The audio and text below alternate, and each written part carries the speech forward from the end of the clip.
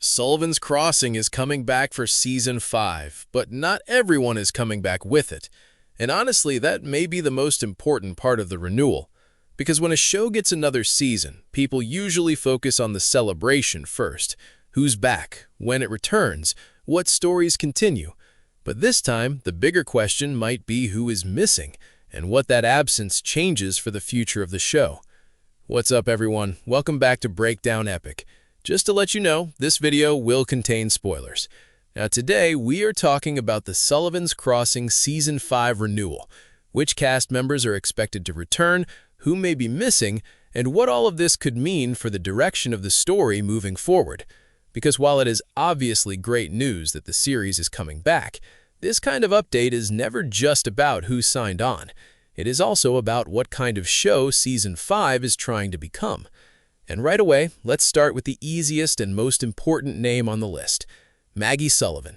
There was never really a serious version of this show that could continue without her. She is not just the lead character in a technical sense, she is the emotional center of the entire series. Everything comes back to her in one way or another.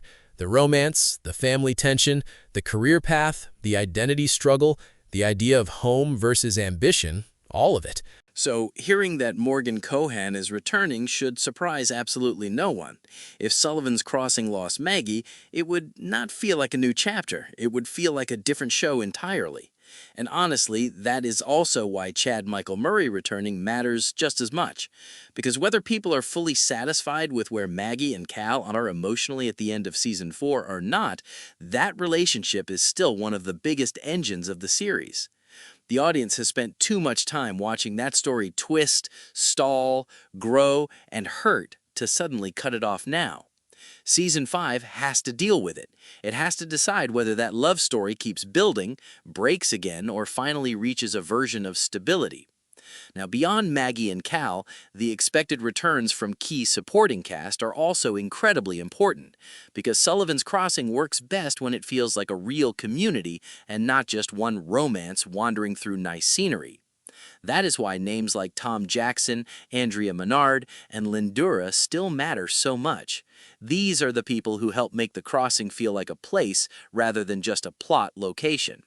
They carry the warmth, the continuity, the wisdom, the grounding energy that this show needs to stay emotionally recognizable. When Sullivan's Crossing drifts too far away from that community feeling, the whole tone starts getting weaker. So, if those pillars remain in place, Season 5 has a much better chance of keeping the identity that fans actually show up for. Now here is where the update gets more complicated. Scott Patterson. This is a much bigger conversation than just one actor not returning. If he really is not expected back, then that creates a major absence in the emotional structure of the show. Because characters like Sully do not just fill space, they shape the atmosphere. They carry history. They connect generations. They hold together emotional threads that other characters are still too close to see clearly. So, if he's out, or even mostly out, Season 5 has to compensate for that somehow. And honestly, this is where I think the writing challenge becomes real. Because removing a character like that does not just change scenes, it changes the feeling of the world. It changes who people go to for guidance. It changes how family tension gets processed. It changes how legacy is carried inside the story. In my opinion, if Sully is not part of Season 5 in a meaningful way, then the show will have to push other characters into larger emotional responsibility. Someone else will have to become that stabilizing presence, maybe more than one person. Otherwise, the series risks losing some of the emotional weight that made it feel distinct in the first place. Now, the other really interesting piece here is Lola, and I think this one says a lot about the reality of TV production in general. Amalia Williamson apparently hinting that she may not be sure about returning because of other possible work commitments means this is not necessarily a story choice first. It may be a scheduling and availability issue. And when that happens, shows often have to either reduce a character's role, write around them carefully, or pivot storylines entirely. That does not always mean disaster, but it does mean adjustment. Now, if Lola's role becomes smaller or more uncertain in Season 5, that may not break the show on its own. But if you combine that with the possibility of other absences too, then Season 5 starts looking like a season of transition as much as continuation. And that is where the renewal update becomes more interesting than just good news, the show is back. Because yes, the show is back, but it may not be coming back in exactly the same shape. Now let's talk about what that could mean creatively.